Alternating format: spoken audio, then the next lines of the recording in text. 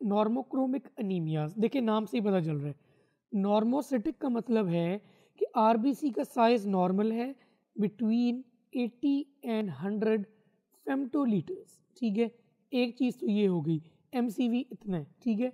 अनीमियाज हैं, इसका मतलब है कि आरबीसी मैस कम है। अब जो नॉर्मोसिटिक नॉर्मोक्रोमिक अनीमियाज है ना, ये दो वजह से होती है, ठीक है। एक तो वजह ये होती है कि आरबीसी जो प्रेजेंट थे वो डिस्ट्रॉय होने लग गए, ठीक है। और एक रीज़न ये है कि आरबीसीज जो हैं वो नए बन ही नहीं रहे, ठीक है, कम बन रहे हैं, अंडर प्रोडक्शन, ठीक है। आगे जो चीज़ आपने याद रखनी है वो ये है कि इन दोनों को बेसिकली हम लोग डिफ्रेंशिएट करते हैं एक और चीज़ से, वो है आपकी रेटिकुलोसाइट काउंट। ये जो रेटिकुलोसाइट काउंट है इस पर मैं एक अलग लेक्चर बनाऊंगा, ठीक है, उससे आपको क्लियर हो जाएगा। अब जो डिस्ट्रक्शन है आरबीसीज की वो दो तरीके से हो सकती है। देखें, डिस्ट्रक्शन या तो होगी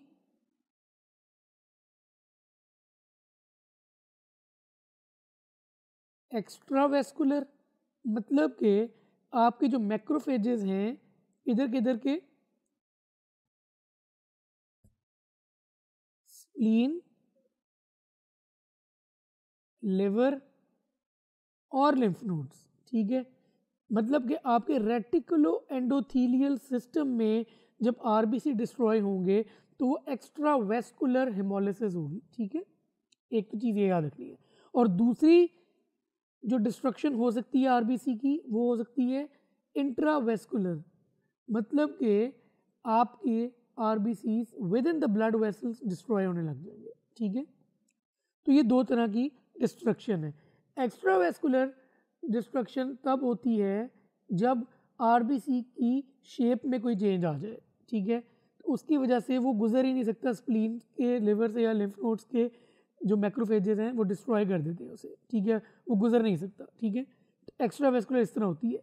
और इंट्रावेस्कुलर कैसे होती है कि अगर आरबीसी ब्लड वेसल्स के अंदर ही डैमेज हो जाए, ठीक है, एंटीबॉडीज उनके खिलाफ बन जाएं, या फिर कोई थ्रोम्बस हो उसके साथ लग के वो टूट जाएं, या फिर कोई ऑक्सीडेटिव स्ट्रेस आ जाए उन पर, ठीक है। तो ये 3-4 रीजंस होती हैं, या फिर कोई डिजीज़ ऐसी आ जाती है जिसकी वजह से आरबीसीज जो है उसकी हेमोलिसिस शुरू हो जाती है इंट्रावेस्कुलरली, ठीक है। इस तरह की चीज़ें जो है ना वो इंट्रावेस्कुलर हेमोलिसिस करवाती है। और एक्स्ट्रावेस्कुलर मैंने आपको बता दिया कि तब होती है जब आरबीसी की शेप में कोई मसला हो, जैसे कि स्फीरोसाइट्स बन जाते हैं, ठीक है, सिकल सेल हो जाते हैं, ठीक है। इसके अलावा हीमोग्लोबिन सी क्रिस्टल्स बन जाते हैं, उसकी वजह से हो जाती है, ठीक है। ये ओवरऑल मैं आपको एक ओवरव्यू देना चाह रहा हूँ पहले, ठीक है। तो अब पहले मैं आपको जो डिस्ट्रक्शन ऑफ आरबीसीज है ना, एक्स्ट्रावेस्कुलरली और इंट्रावेस्कुलरली, इसमें पहले तो फ़र्क बताता हूँ कि साइंस एंड सिम्टम्स में क्या फ़र्क होगा। उसके बाद मैं अलग-अलग एक एक डिजीज़ पढ़ाऊँगा जिसमें ये होती है। अब देखिए, एक्स्ट्रावेस्कुलर हेमोलिसिस क्या है कि जी आरबीसी गया स्प्लीन में, लिवर में या लिम्फ नोड में, उधर वो डिस्ट्रॉय हुआ मैक्रोफेजेस से, ठीक है। और हीमोग्लोबिन है वो अल्टीमेटली डिवाइड हो गई इनटू ग्लोबिन एंड हीम, ठीक है। हीम जो है वो आगे फिर डिवाइड हो गया इनटू आयरन एंड प्रोटोपोरफायरिन, जैसे बनता है हीमोग्लोबिन वही वाला उसको तोड़ दिया मैंने। ग्लोबिन जो है वो अमाइनो एसिड्स में कन्वर्ट हो जाएगी और वो रीयूज़ हो जाएगी, कोई मसला नहीं। हीम की जो आयरन है वो वापस रीयूज़ हो जाएगी। लेकिन ये जो प्रोटोपोरफायरिन वाला कंपोनेंट है ना, ठीक है, ये बनेगा बेसिकली कन्वर्ट होगा into unconjugated bilirubin. Unconjugated bilirubin जो है वो बाइंड करेगी विद एल्ब्यूमिन, ये कॉमन सेंस है ना, एल्ब्यूमिन के साथ बाइंड करेगी और अल्टीमेटली चली जाएगी इन द लिवर ताकि वो कॉन्जुगेट हो जाए, ठीक है। और फिर लिवर जो है वो भेज देता है उसे बाइल के अंदर। अब मसला क्या आता है, अगर जो ये वाला पाथवे हमने पूरा बनाया है ये बहुत ज़्यादा हो जाए, ठीक है, जो एक्स्ट्रावेस्कुलर हेमोलिसिस में होता है कि आपकी हीमोग्लोबिन ब्रेकडाउन बहुत ज़्यादा होती है लिवर की कॉन्जुगेशन एबिलिटी से ज़्यादा। तो पीछे से तो अनकॉन्जुगेटेड बिलिरुबिन आई जा रही है ना, ठीक है, आगे लिवर उसको कॉन्जुगेट नहीं कर सक रहा। तो अल्टीमेटली होगा क्या, अल्टीमेटली होगा ये कि आपकी अनकॉन्जुगेटेड बिलिरुबिन बढ़ जाएगी, बहुत ज़्यादा बढ़ जाएगी, ठीक है। एक मसला ये होना है, ठीक है। दूसरी चीज़ अनीमिया तो होना ही होना, मैंने आपको बता दिया है, क्योंकि आपका जो है वो अनीमिया तो होना ही होना है, क्योंकि अल्टीमेटली आपका जो मेन चीज़ है ना आरबीसीज वो डिस्ट्रॉय हो रही है, ठीक है।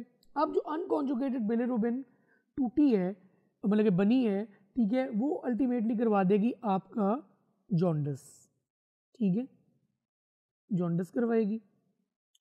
अगली एक और इम्पॉर्टेंट चीज़ जो मैंने आपको बतानी थी कि ये जो अनकॉन्जुगेटेड बिलिरुबिन ने जॉन्डिस तो करवा दिया, साथ ही साथ ये दो चीज़ें और करवाएगी। एक तो ये करवा देगी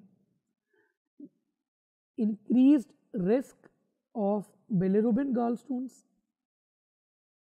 ठीक है, और साथ ही साथ मैरो हाइपरप्लेजिया हो जाएगा, बोन मैरो हाइपर एक्टिव हो जाएगी ना कि यार बना देते हैं फिर, ठीक है, जब डिस्ट्रॉय हो रहे हैं आरबीसी तो बना देते हैं, जिसकी वजह से रेटिकुलोसाइट काउंट इस केस में आपकी मोर देन 3% होगी, करेक्टेड रेटिकुलोसाइट काउंट। ये मैं आपको डिटेल अगले लेक्चर में बताऊंगा डिटेल में, ठीक है।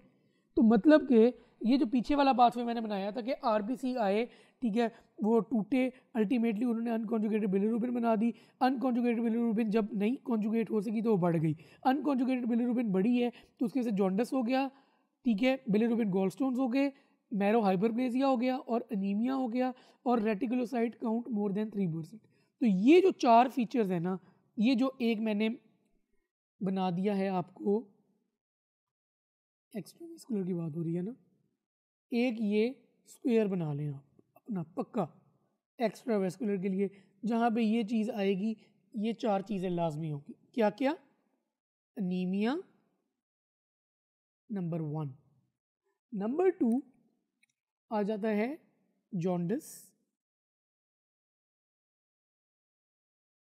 With unconjugated bilirubin, common sense होगी, ठीक है।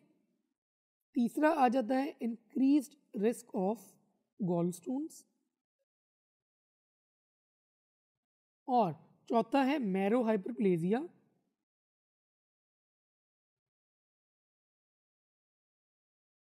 विद रेटिकुलोसाइट काउंट जो करेक्टेड है मोर देन 3%, क्योंकि आपकी बोन मैरो बना रही है, ठीक है।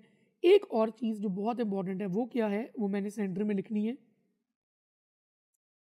स्प्लीनोमेगेली, स्प्लीन बड़ा हो जाएगा, ठीक है। ये हो गया जी आपका एक्स्ट्रावेस्कुलर हेमोलिसिस, समझ लग रही है आपको, इसमें कोई वो मुश्किल बात नहीं है, ठीक है। एक्स्ट्रावेस्कुलर हेमोलिसिस वाला पार्ट मैंने आपको बता दिया ये डिटेल में कि क्या क्या होगा। अनीमिया तो होना ही होना है, बाकी jaundice with unconjugated bilirubin, marrow hyperplasia with reticulocyte count more than 3% and increase risk of gallstone. ये जो चार चीज़ें हैं विद स्प्लीनोमेगेली, ये हर एक्स्ट्रावेस्कुलर हेमोलिसिस में होंगी। याद कर लें, समझ लें, भूलेगा नहीं आप।